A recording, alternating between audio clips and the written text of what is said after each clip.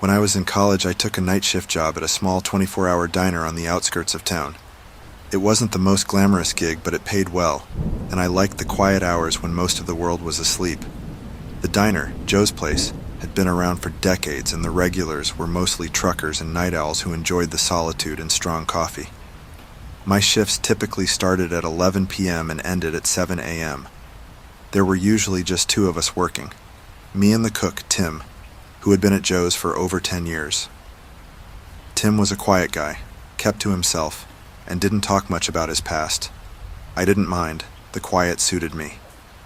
One night, about a month into my job, a heavy rainstorm hit. The diner was nearly empty, just a few regulars sitting at the counter. Around 2 a.m. a man walked in, soaked to the bone. He looked to be in his late 40s with tired eyes and a worn-out expression. He sat down at the far end of the counter, away from everyone else. "Coffee, please," he muttered, not making eye contact. I poured him a cup and left him alone, sensing he didn't want to talk. As the hours passed, the regulars left one by one until it was just me, Tim, and the stranger. The rain pounded against the windows and the wind howled outside, making the diner feel like a small, isolated island. Around 3:30 a.m. the man waved me over. I walked up expecting him to ask for a refill or something, but instead he looked up at me with haunted eyes. "You ever hear about the old asylum up on Willow Hill?" he asked, his voice low and gravelly. I nodded. The Willow Hill Asylum had been closed down for years, but it was a local legend. People said it was haunted, that the spirits of the patients still roamed the halls. Kids would dare each other to go there on Halloween, but few actually did. "I used to work there," he continued, his voice barely above a whisper. "Night shifts, just like you. It was a long time ago before they shut it down." A chill ran down my spine. I glanced at Tim, who was leaning against the kitchen doorway, listening intently. "What happened?" I asked, drawn in despite myself. The man took a deep breath, staring into his coffee. "It started with the patients," he said. "They'd wake up in the middle of the night, screaming about a shadow in their rooms. The doctors said it was just night terrors, but the patients insisted it was real. They said the shadow would stand at the foot of their beds, whispering their names." He paused, taking a shaky sip of his coffee.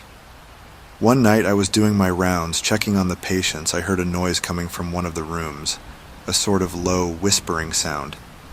I thought maybe one of the patients was having another nightmare, so I went to check." His eyes met mine, and I saw genuine fear in them. When I opened the door, the room was pitch black, except for a small patch of light from the hallway. In that light, I saw a figure, a tall, dark shadow, standing at the foot of the bed. It turned to look at me, and I felt this cold, horrible dread wash over me.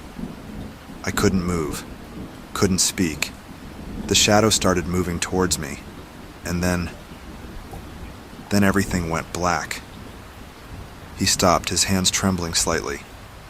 When I woke up, I was in a different room, lying on the floor. The doctor said I must have fainted, but I knew what I saw. After that night, more and more people started seeing the shadow.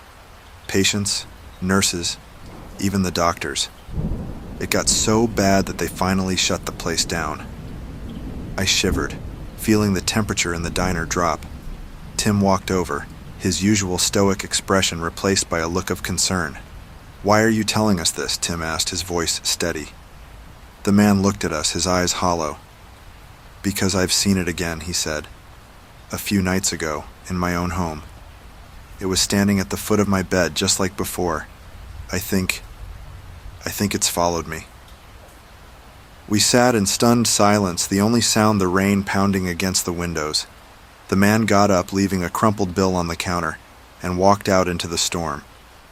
Tim and I exchanged glances, unsure of what to say.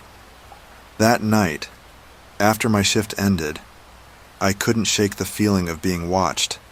The shadows in my apartment seemed darker, more menacing. As I lay in bed, I found myself staring at the foot of it, half expecting to see a figure standing there.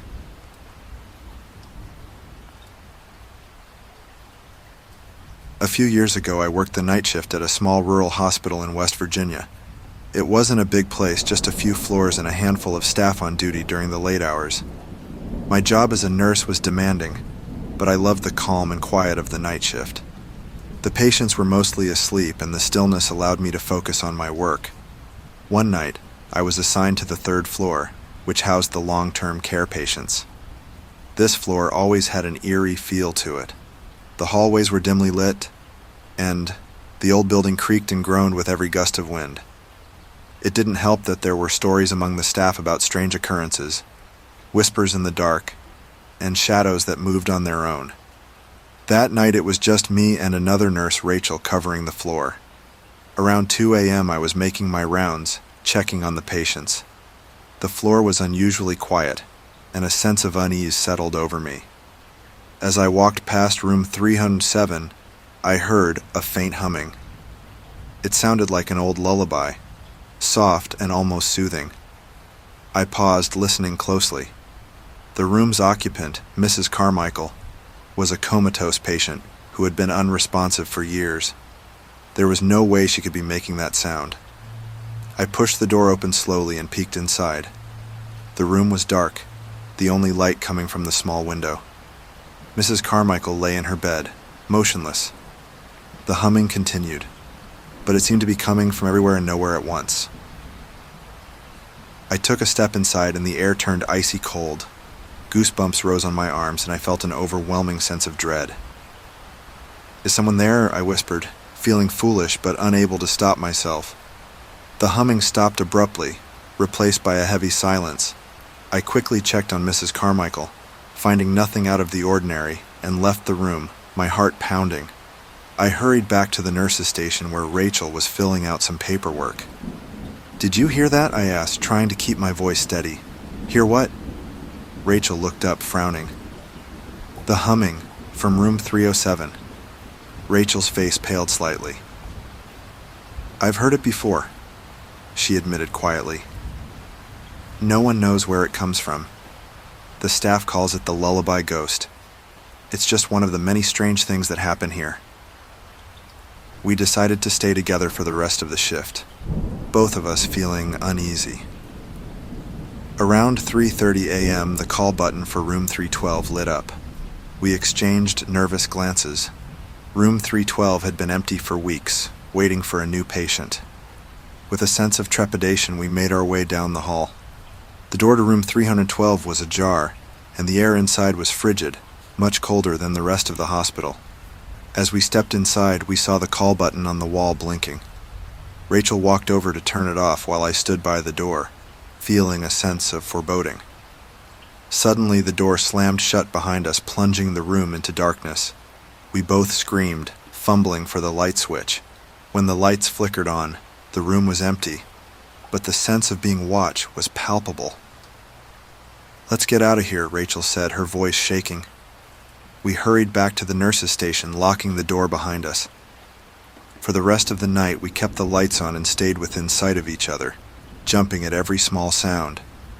When the morning staff arrived, we were exhausted and more than ready to leave. Over the next few weeks, the strange occurrences continued. Lights flickered, cold spots appeared, and the humming would return sporadically. The stories of the lullaby ghost spread, and the third floor became a place of dread for the night staff. Eventually, I left the hospital for a new job, but the memories of those nights stayed with me. Even now, when I think back to those shifts, I can still hear that haunting lullaby and feel the cold, watchful presence in the darkened halls.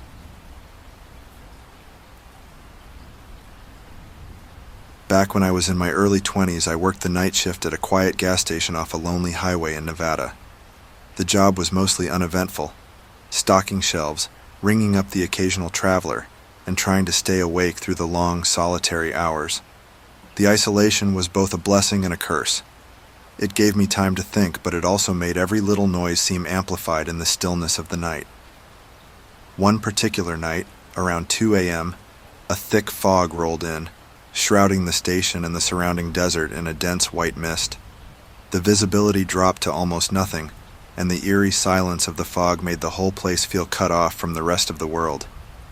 I had the radio on, quietly playing some old rock tunes, trying to keep myself company. A little after 3 a.m., a man walked in. He was tall and thin, with a worn-out look and clothes that seemed a bit too clean for someone wandering in the fog. He gave me a nod, then started browsing the aisles. There was something off about him, but I couldn't quite put my finger on it. His presence made the hair on the back of my neck stand up. "Can I help you with anything?" I asked, trying to sound casual. He didn't answer, just continued to wander the aisles, picking up items and putting them back. After a few minutes, he came up to the counter with a pack of gum and a soda. As I rang him up, I noticed his hands were trembling slightly. "Rough night?" I asked, trying to make small talk. He looked at me with hollow eyes and said, "You could say that. Do you believe in ghosts?" The question caught me off guard. "I guess so. Why do you ask?" He didn't answer right away, just stared at the fog outside the window. "I saw something out there tonight. Something I can't explain." I felt a chill run down my spine. "What did you see?" "A woman," he said quietly. "She was standing in the middle of the road just staring at me. I stopped my car, but when I got out, she was gone. Then I saw her again in my rearview mirror, sitting in the back seat." My heart started to race. Did you bring her here?" He shook his head. "I don't know. I just kept driving. I thought I lost her, but the feeling, it's like she's still with me." I glanced around the empty station, the shadows seeming darker and more menacing. "Maybe you should stay here for a bit, wait until the fog clears." He nodded slowly. "Yeah, maybe I will." He took a seat at one of the small tables by the window, and I went back to my duties, trying to shake off the uneasy feeling his story had given me. The minutes dragged on and the fog outside seemed to grow thicker. I kept glancing at the man, who was staring out the window, his expression blank and distant. Around 4 a.m., the doorbell chimed, signaling another customer. A young woman walked in, her clothes wet from the fog, her hair hanging limp around her face. She looked lost and confused, her eyes darting around the station. "Can I help you?" I asked, my voice trembling slightly. She didn't respond, just walked up to the counter and stared at me. Her eyes were dark and empty, like deep pools of nothingness. I felt a cold dread wash over me, and my breath caught in my throat. The man at the table stood up, abruptly, knocking over his chair. "It's her," he whispered, backing away slowly. "It's the woman I saw." The woman turned her head slowly to look at him, and a faint, eerie smile spread across her lips. The temperature in the room seemed to drop and the lights flickered. I took a step back, my heart pounding in my chest. "What do you want?" I managed to ask. She didn't answer, just continued to smile that chilling smile. The man backed up against the wall, his face pale with fear. Suddenly the woman vanished. One moment she was there and the next she was gone, leaving behind an oppressive silence. The man slid down the wall, burying his face in his hands. I didn't know what to do. I wanted to call the police, but what would I say? That a ghost had walked into my gas station? Instead, I grabbed the man by the arm and led him to the back room, locking the door behind us. We stayed there until dawn, neither of us saying a word. When the sun finally rose and the fog began to lift, we ventured out. The gas station was empty, and there was no sign of the woman. The man thanked me and left, his car disappearing down the highway. I never saw him again, but the memory of that night stayed with me. The gas station felt different after that. I quit the job a few weeks later.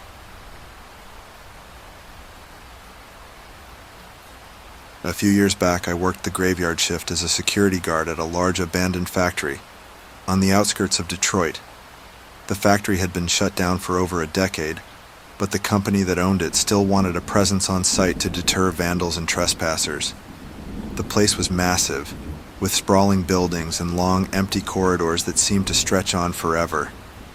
I worked alone most nights, patrolling the grounds and making sure everything was secure. It was a lonely job, but it paid well and I didn't mind the solitude. The factory was creepy though, rusted machinery, broken windows, and a constant feeling of being watched. But the scariest part was the basement. The basement was a labyrinth of narrow hallways and storage rooms, and the air down there was always damp and cold. There were rumors among the guards about strange occurrences, whispers in the dark, footsteps that didn't belong to anyone, and shadows moving on their own. I didn't believe in ghosts, but the basement still gave me the creeps. One particularly cold winter night, I was making my rounds. The wind howled outside, rattling the loose panels and making the old building groan. Around 2 a.m., I decided to check the basement. It wasn't part of my usual routine, but I had a strange feeling, like something was pulling me down there. I grabbed my flashlight and headed down the stairs, the beam of light cutting through the thick darkness. The air grew colder with each step, and my breath came out in white puffs. I started my patrol, shining the flashlight into each room, checking for anything unusual. About halfway through, I heard it, a faint rhythmic tapping. It sounded like metal on metal echoing through the empty halls.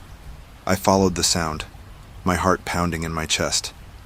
The tapping grew louder as I approached an old storage room at the far end of the basement. I pushed the door open and the tapping stopped. The room was empty, just a few rusted shelves and some old equipment. I stepped inside, sweeping the flashlight across the room. That's when I saw it. A figure standing in the corner, shrouded in darkness. "Who's there?" I called out, my voice echoing off the walls. The figure didn't move. I took a step closer, and my flashlight flickered, casting eerie shadows on the walls. The figure seemed to dissolve into the darkness, and the room fell silent. Suddenly, the door slammed shut behind me, plunging the room into pitch blackness. I spun around, banging on the door, but it wouldn't budge. Panic set in as I felt a cold breath on the back of my neck, followed by a whisper that sent chills down my spine. "Get out." I turned, swinging the flashlight wildly, but there was no one there. The temperature in the room dropped even further, and I could feel the presence closing in on me. The whispers grew louder, overlapping into a cacophony of voices, each one filled with anger and despair. "Get out. Get out." I pounded on the door, shouting for help, but my voice was swallowed by the darkness. The flashlight flickered again, and I saw the figure reappear, closer this time, its eyes glowing with a malevolent light. With a final burst of strength, I threw myself against the door and it flew open. I stumbled into the hallway, slamming the door behind me. The whisper stopped abruptly and the air felt lighter, warmer. I didn't stop running until I reached the main floor, my heart racing and my breath coming in ragged gasps. I leaned against the wall trying to calm myself, but the memory of those whispers and the figure's glowing eyes stayed with me. I reported the incident to my supervisor, but he just shrugged it off, saying it was probably my imagination or the wind playing tricks on me. I didn't argue, but I knew what I had experienced was real. It's been years since that happened, and even now, whenever I pass by the old factory, I feel a chill. The memories of that night come rushing back, and I wonder what exactly I encountered in that basement.